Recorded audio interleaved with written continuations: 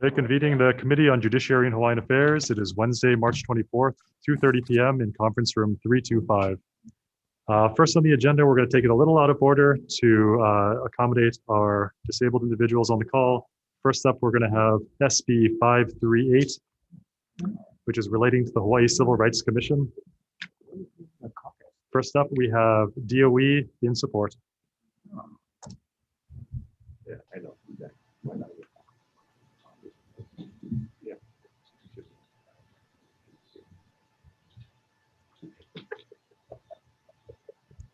Beth, are you there?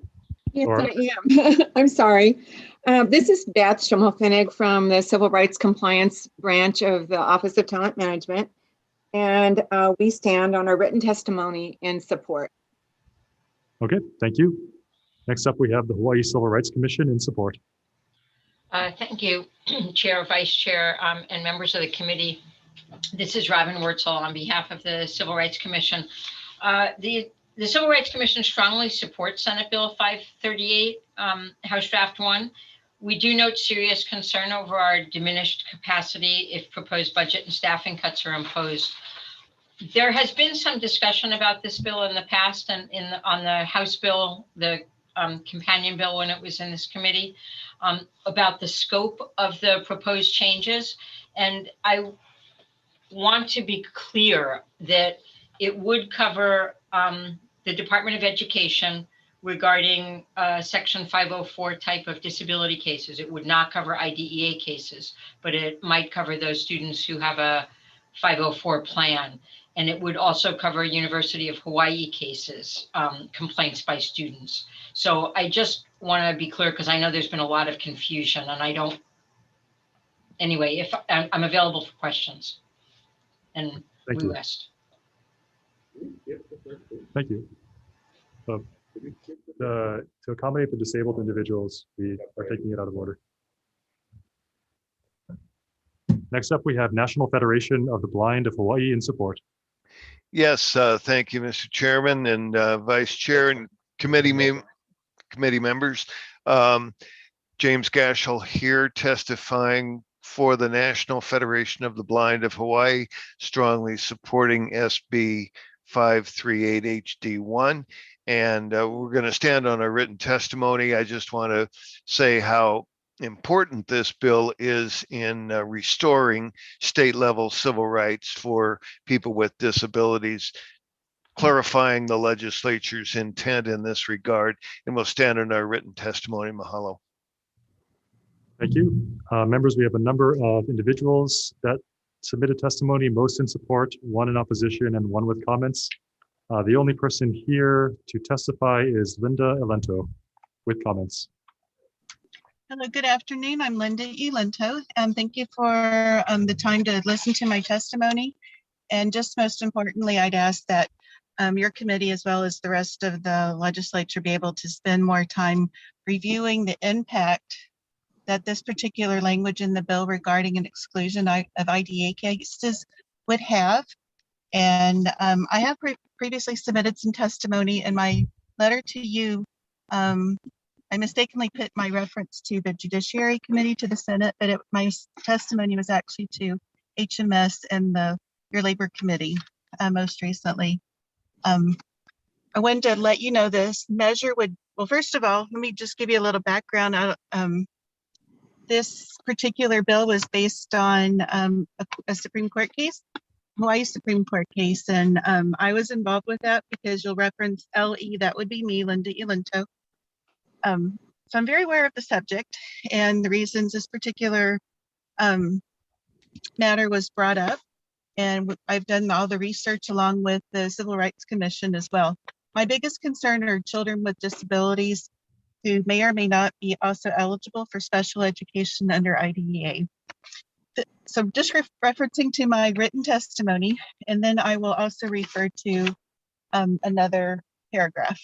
Okay, this measure would benefit our students with disabilities, and it does not require the exclusion of IDA cases, as IDA does not have the authority over disability discrimination complaints from students.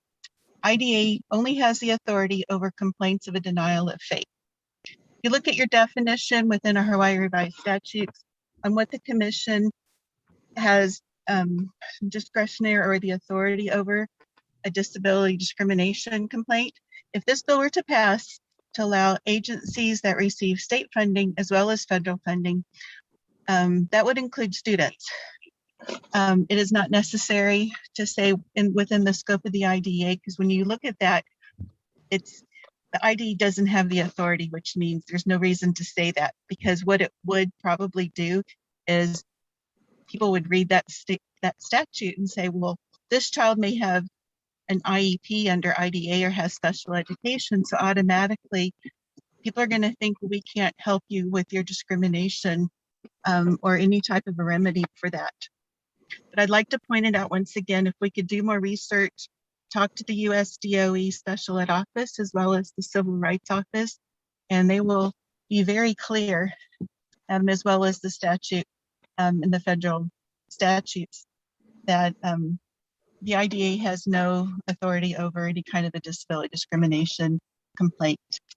I believe adding a clause about IDEA would cause confusion and appear to exclude a valid disability discrimination complaint regarding an education or a student matter, including early intervention services under the Department of Health. Not just the UH and not just students within the DOE or charter schools. The reason of denial of FAPE, the free appropriate public education under IDEA, is the requirement for the exhaustion of administrative due process. That's the only reason why you would have to go through that process. All the other complaint processes are optional, and that would also include within the Office of Civil Rights with the US DOE under Section 504. It's been, you reached the 2-minute limit. Could you conclude your testimony? Okay, I will conclude it. Referring to the Michigan Protection and Advocacy Services, I had posted in my testimony to the Labor Committee on page 12-7, and with this, it says, Section 504 prohibits discrimination based on disability. Schools are required to provide students with disabilities opportunities to participate in and benefit from programs that are equal to that afforded students who do not have disabilities. Okay, this broad language may go beyond the appropriate standard of the IDEA, reference 34 CFR 104.4. That is Section 504. And I just wanted to again pointed out that it could include students with IDEA who have an IEP, and we don't want them to be left out in this particular process that the commission would be able to help. Thank you very much for this time. Thank you. That's all the testifiers we have today. Members, any questions? Okay, seeing none, we'll move back onto the agenda. First listed bill SB 386 SC1 HD1 relating to the detention of a minor in an adult jail or lockup.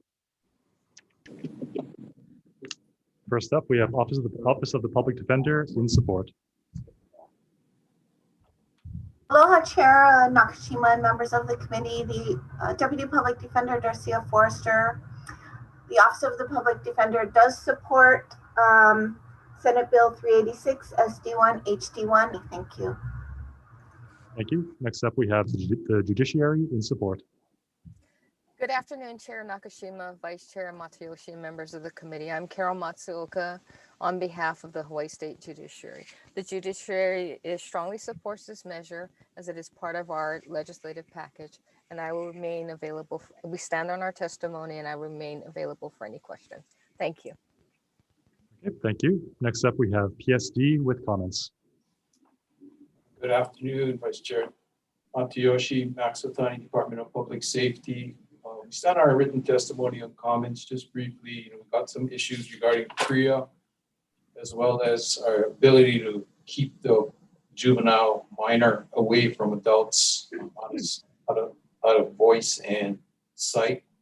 In addition to that, we have training issues, because none of our staff are trained to deal with minors. We'll be available for any comments or questions you may have. Okay, thank you. Last up, we have DHS in support.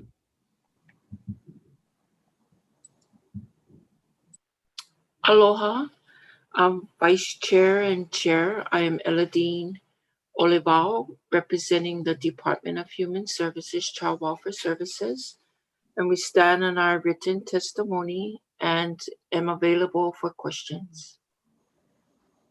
Okay, thank you. Members, that's all the testifiers we have. Any questions?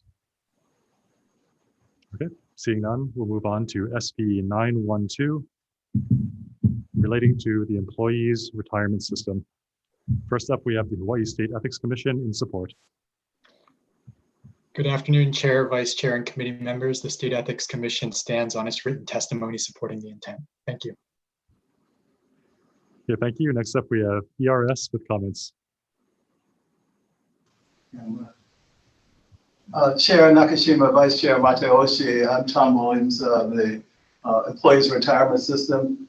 We stand on our written testimony supporting this measure, and of course I'm available to respond to any questions that your committee members might have. Thank you. Thank you. Next up, we have Common Cause Hawaii in support. Good afternoon, Chair, Vice Chair, members of the committee. Sandy Ma for Common Cause Hawaii. We stand in our written testimony in support of SB 912 SD1 HD1. This measure will restore confidence in our public servants and government. Thank you, and I'm available to answer any questions. Thank you. Okay, thank you. That's all the testifiers we have today. A number of individuals submitting testimony in support, but none present. Members, any questions? Chair, report. Mr. Williams, ERS. If we were to monetize or make numbers of what historically would have been felons not being included, or historically you would project, what quote savings, if we could call it that, or how much would we actually be talking about that's implied by the passage of this bill? It's difficult for me to respond precisely to that question, because first of all, I didn't hear it particularly well. Were you suggesting that based on the numbers of felons? Yeah, ballparking historically, and ballparking what maybe in the future incidents of these, what kind of numbers, if you will, dollar-wise would this thing be? Just ballpark. I mean, I know. I think it would be an unsubstantiated, fairly wild guess on our behalf, because there probably are quite a number of people's, minority who engage in felonious behavior. However, this relates to state employees receiving pension benefits, and the felony has to be related, in fact, to their work. So it seems to me it's very narrow. I think it's a modest number of people would likely be involved, a very small number, and it certainly wouldn't represent much in the context of savings for the retirement system. And in fact, its goal is not savings for us. It's just not to reward, as I understand it, felonious behavior. Thank you, Mr. Williams, and for all that you do for the retirees. Thank you, sir. Members, any other questions? Seeing none, we'll move on to the last bill of the agenda, SB 1342 SD1 HD1, relating to illegal gambling. Members, we only have one testifier today, the Honolulu Prosecutor's Office, with comments.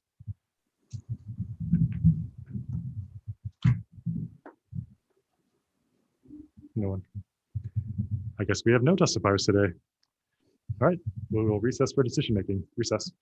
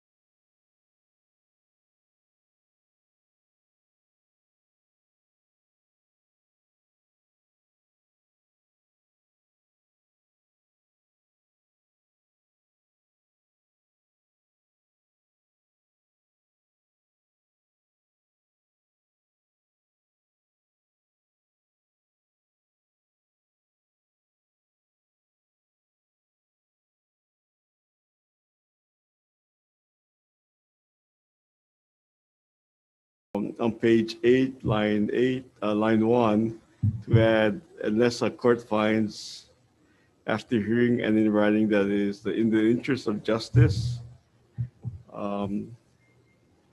to subsection G1A and B.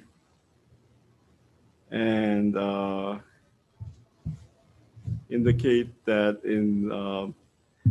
I would then also like to add a part 2 to the bill, pulling HRS 352-10, titled Circuit Court Disposition of Offenders Under 18 years of age.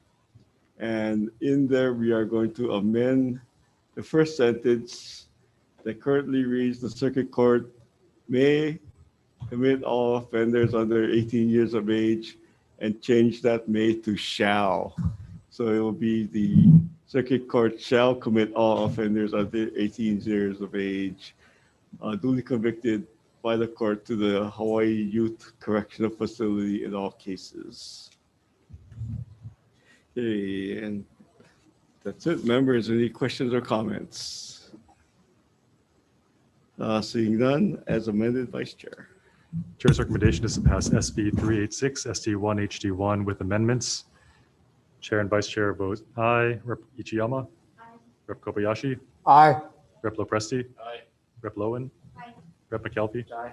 Rep. Nakamura? Aye. Rep. Takumi? Aye. Rep. Todd is excused. Rep. Tokioka? Aye. Rep. Ward? Aye. Chair, your recommendation is adopted. Okay, thank you very much, members. Senate Bill 912, Senate Draft 1, House Draft 1, related to the employees' retirement system. Chair's recommendations that we move this out as is. As is, members, any questions or comments? Seeing none, Vice Chair, as is. The Chair's recommendation is to pass SB 912 SD1 HD1 as is, noting the previously excused members. Any members voting with reservations? Any members voting no? Chair, your recommendation is adopted. Thank you very much. SB 538, House Draft 1, related to the Hawaii Civil Rights Commission. Chair's recommendations that we pass this out as is. Members, any questions or comments? Seeing none, Vice Chair, as is. Chair's recommendation is to pass SB 538 HD1 as is, noting the previously excused members. Any members voting with reservations? Any members voting no? Chair, your recommendation is adopted. Thank you very much. SB 1342, Senate Draft 1, House Draft 1, related to illegal gambling. Chair's recommendations that we pass this out as is. Members, any questions or comments? Seeing none, Vice Chair, as is. Chair's recommendation is to pass HB 1342 SD1 HD1 as is, noting the previously excused members. Any members voting with reservations? Any members voting no? Chair, your recommendation is adopted. Thank you very much. And then members from the Tuesday hearing, SB 1100, Senate Draft 1, House Draft 1, relating to insurance data security. Chair's recommendation is that we adopt the American Council of Life Insurers amendments.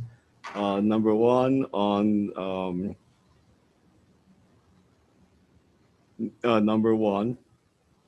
Secondly, that on page 14, line 9, we will change outside vendor to the term third-party service provider.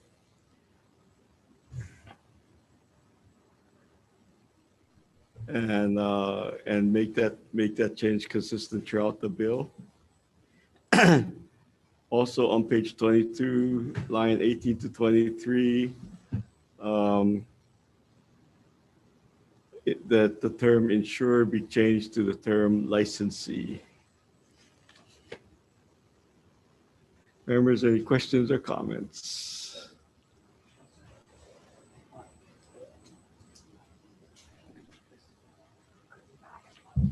Huh? Section 305.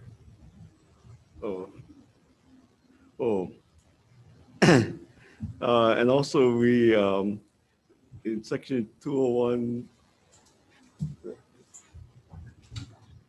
431-305, we're going to revert the language back to the original language in the bill for section C. Members, any questions or comments? Okay, seeing none, Vice Chair, with amendments. Chair's recommendation is to pass SB 1100 SD1 HD1 with amendments noting the previously excused members. Any members voting with reservations? Any members voting no? Chair, your recommendation is adopted. Okay, thank you very much. We are adjourned.